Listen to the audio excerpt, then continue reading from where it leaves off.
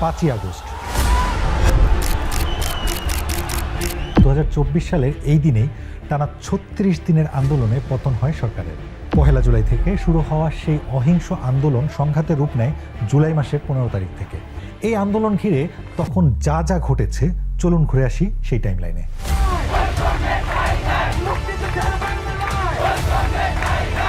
1 জুলাই 2024 কোটা বাতিলের পরিপত্র পুনর্বহালের দাবিতে ছাত্র সমাবেশ ও বিক্ষোভ অনুষ্ঠিত হয় ঢাকা বিশ্ববিদ্যালয় সহ দেশের বিভিন্ন বিশ্ববিদ্যালয়ে। ঢাকা বিশ্ববিদ্যালয়ে অনুষ্ঠিত সমাবেশে 4 জুলাইয়ের মধ্যে দাবির বিষয়ে চূড়ান্ত সুরাহার আহ্বান জানানো হয়। এ সময় বৈষম্য বিরোধী ছাত্র আন্দোলনের পক্ষ থেকে 3 দিনের কর্মসূচির ঘোষণা দেওয়া হয়।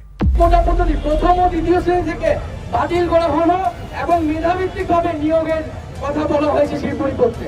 আমরা চাচ্ছি সেই পরিপত্রটি বহাল করুক। 4 জুলাই 2024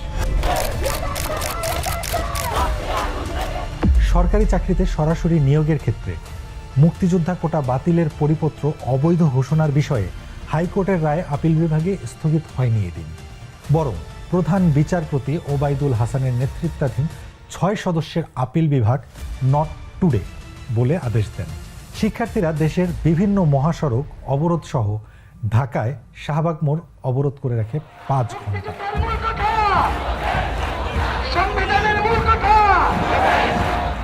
6 জুলাই 2024 দেশের বিভিন্ন বিশ্ববিদ্যালয়ে আগের দিনের মতোই বিক্ষোভ ও অবরোধ কর্মসূচি পালন করা হয়। এ সময়ে আন্দোলনকারীরা সব বিশ্ববিদ্যালয় ও কলেজে ক্লাস পরীক্ষা বর্জন, ছাত্র ধর্মঘট এবং সারা দেশে সড়ক মহাসড়কে অবরোধের ডাক দেয়। এর নাম দেওয়া হয় বাংলা ব্লকেড। 9 জুলাই 2024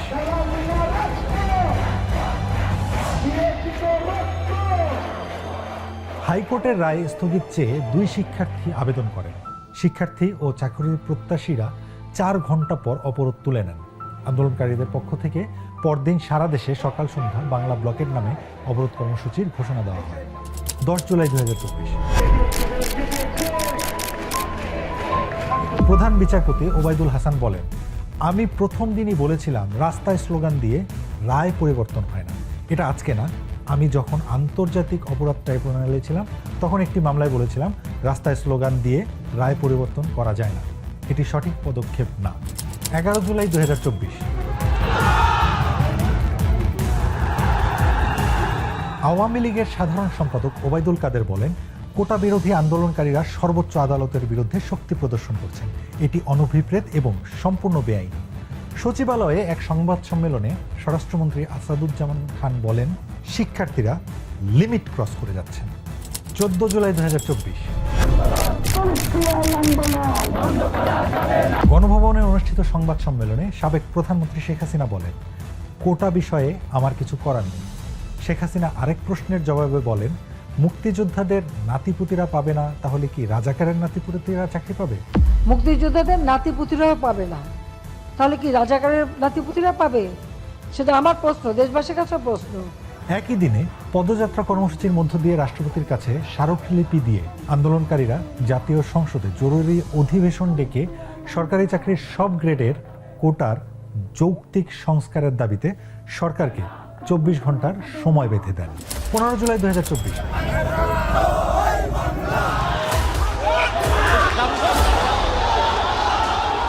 কোটা সংস্কারের দাবিতে আন্দোলনকারীদের রাজাকার স্লোগানের জবাব ছাত্রলীগই দেবে বলে মন্তব্য করেন আওয়ামী লীগের সাধারণ সম্পাদক ওবায়দুল কাদের। দুপুরে কোটা সংস্কার আন্দোলনে যারা আমি রাজাকার স্লোগান দিচ্ছেন তাদের শেষ দেখিয়ে ছাড়বেন বলে মন্তব্য করেন বাংলাদেশ ছাত্রলীগের কেন্দ্রীয় সভাপতি সাদ্দাম হোসেন।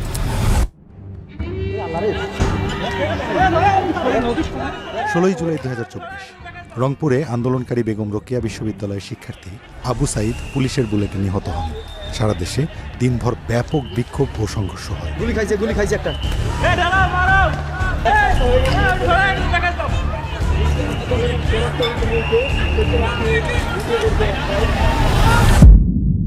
সতেরো জুলাই 2024 ঢাকা বিশ্ববিদ্যালয় সহ দেশের বিভিন্ন বিশ্ববিদ্যালয় থেকে ছাত্রলীগের নেতাকর্মীদের বিতাড়িত করে রাজনীতি মুক্তির ঘোষণা দেওয়া হয়। ছুটির দিনেও ঢাকা সহ সারা দেশের বিভিন্ন এলাকায় ছাত্র বিক্ষোভ হয়, সড়ক মহাসড়ক অবরোধ করা হয়।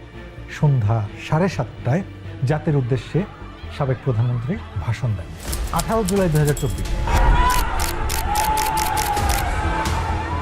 আন্দোলনকারী শিক্ষার্থীদের সর্বাত্মক অবরোধের কর্মসূচিকে কেন্দ্র করে ঢাকাসহ সারা দেশ ছিল প্রায় অচল। সারা দেশে বিজিবি মোতায়েন করা হয়।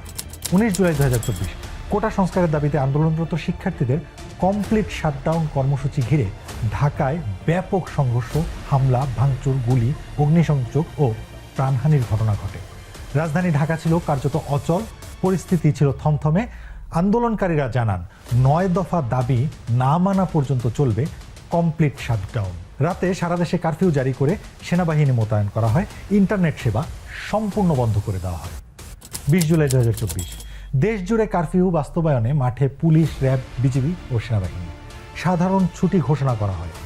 রাজধানীর বিভিন্ন স্থানে সংঘর্ষ, ধাওয়া ও গুলি হয়। স্বরাষ্ট্রমন্ত্রী বলেন, পরিস্থিতি স্বাভাবিক না হওয়া পর্যন্ত কারফিউ চলবে। বৈষম্য বিরোধী ছাত্র আন্দোলনের অন্যতম সমন্বয়ক নাহিদ ইসলামকে তুলে নেওয়ার অভিযোগ ওঠে। আন্দোলনের 3 সমন্বয়ক মন্ত্রীর সঙ্গে দেখা করে 8 দফা দাবি পেশ করেন। 21 জুলাই 2024 সরকারি চাকরিতে নিয়োগের ক্ষেত্রে সর্বোচ্চ আদালতের রায়। কোটা প্রথা হিসেবে মেধাভিত্তিক 93%, মুক্তিযোদ্ধা, শহীদ মুক্তিযোদ্ধা ও বীরাঙ্গনা সন্তানদের জন্য 5%, ক্ষুদ্র জাতিগোষ্ঠী 1% এবং প্রতিবন্ধী ও তৃতীয় লিঙ্গের জন্য 1% নির্ধারণ করা হয়। 22 জুলাই 2024 কোটা প্রথা সংস্কার করে আদালতের নির্দেশ অনুযায়ী তৈরি করা হয় প্রজ্ঞাপন। অনুমোদন দেন সাবেক প্রধানমন্ত্রী শেখ হাসিনা। 23 জুলাই 2024 কোটা প্রথা সংস্কার করে প্রজ্ঞাপন জারি করা হয়। রাতে সীমিত আকারে ব্রডব্যান্ড ইন্টারনেট সেবা চালু হয়। 24 জুলাই 2024 কোটা আন্দোলনের প্ল্যাটফর্ম বৈষম্য বিরোধী ছাত্র আন্দোলনের অন্যতম সমন্বয়ক আসিফ মাহমুদ, আবু বাকের মজুমদার ও রিফাত রশিদের খোঁজ পাওয়া যায়। 25 জুলাই 2024 সাবেক প্রধানমন্ত্রী মেট্রো স্টেশন পরিদর্শন করেন, বলেন, আমি জনগণের কাছে বিচার চাইছি।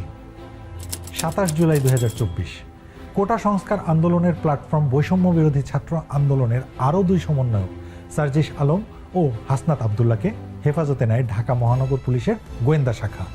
সারা দেশে 11 দিনে গ্রেফতার হয় 9,121 জন। 28 জুলাই 2024 কোটা সংস্কার আন্দোলনের অন্যতম সমন্বয়ক নুসরাত তাবাসসুমকে হেফাজতে নেয় ঢাকা মহানগর পুলিশের গোয়েন্দা শাখা। ডিবি হেফাজতে থাকা বৈষম্য বিরোধী ছাত্র আন্দোলনের 6 জন সমন্বয়ক এক ভিডিও বার্তায় সব কর্মসূচি প্রত্যাহারের কথা বলেন। মোবাইল ইন্টারনেট 10 দিন পর সচল হয়। সার্বিক স্বার্থে আমরা এই মুহূর্তে থেকে আমাদের কর্মসূচি প্রত্যাহার করছি। 29 জুলাই 2024 জামাত শিবির নিষিদ্ধের সিদ্ধান্ত হয় 14 দলের বৈঠকে। জাতিকে নিয়ে মশকরা কইরেন না, এক শুনানিতে এ মন্তব্য করেন হাইকোর্ট। 30 জুলাই 2024 হত্যার বিচার চেয়ে মুখে লাল কাপড় বেঁধে মিছিল হয়। জাতিসংঘ মহাসচিব বিবৃতি দিয়ে স্বচ্ছ তদন্তের আহ্বান জানান। নিহত ব্যক্তিদের স্মরণে সামাজিক যোগাযোগ মাধ্যম ফেসবুকের প্রোফাইলে লাল রঙের ফ্রেমে রাঙানো অনেকে। দিন শেষে মার্চ ফর জাস্টিস কর্মসূচি পালন করার ঘোষণা দেয় বৈষম্য বিরোধী ছাত্র আন্দোলন। 31 জুলাই 2024 মার্চ ফর জাস্টিস কর্মসূচির পর নতুন কর্মসূচি ঘোষণা করে বৈষম্য বিরোধী ছাত্র আন্দোলনের একাংশ। নতুন কর্মসূচির নাম দেওয়া হয় রিমেম্বারিং আওয়ার হিরোজ। 1 আগস্ট 2024 বিভিন্ন পেশাজীবীদের চাপে ডিবি হেফাজতে থাকা বৈষম্য বিরোধী ছাত্র আন্দোলনের 6 সমন্বয়ককে ছেড়ে দেওয়া হয়। একই দিনে জামায়াতে ইসলামী ও ইসলামী ছাত্র শিবিরকে নিষিদ্ধ করে প্রজ্ঞাপন জারি করে সরকার। 2 আগস্ট 2024 ঢাকাসহ 28 জেলায় বৈষম্য বিরোধী ছাত্র আন্দোলনের ডাকে প্রার্থনা ও ছাত্র জনতার গণমিছিল কর্মসূচি পালিত হয়। ঢাকার শিক্ষক ও নাগরিক সমাজ দ্রোহযাত্রা কর্মসূচি পালন করে। ধানমন্ডির রবীন্দ্র সরোবরে শিল্পী সমাজের ব্যতিক্রমী প্রতিবাদে সামিল হন সর্বস্তরের মানুষ। 3 আগস্ট 2024 সরকারের পদত্যাগের 1 দফা দাবিতে উত্তাল হয়ে ওঠে বাংলাদেশ। ঢাকার কেন্দ্রীয় শহীদ মিনারে জমায়েত হন শিক্ষার্থী সহ হাজারো জনতা। বৈষম্য বিরোধী ছাত্র আন্দোলনের ডাকে রাজধানী সহ সারা দেশের 33টি জেলা ও মহানগরে বিক্ষোভ করে শিক্ষার্থী।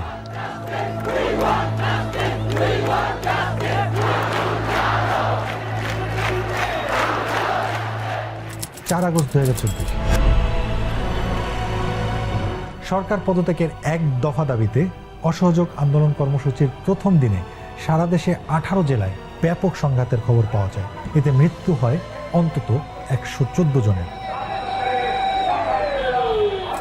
5 আগস্ট 2024 দুপুর 2:30 হঠাৎ জানা যায় দেশ ছেড়েছেন সাবেক প্রধানমন্ত্রী শেখ হাসিনা।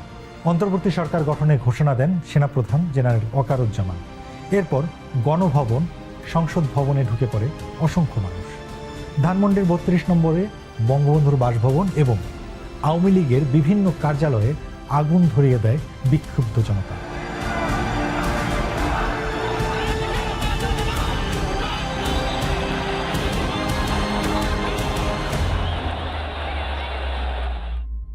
এমন আরও ভিডিও পেতে চোখ রাখুন prothomalo.com/ভিডিওতে।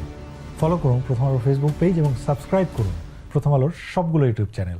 থাকুন ভালোর সাথে, আলোর পথে।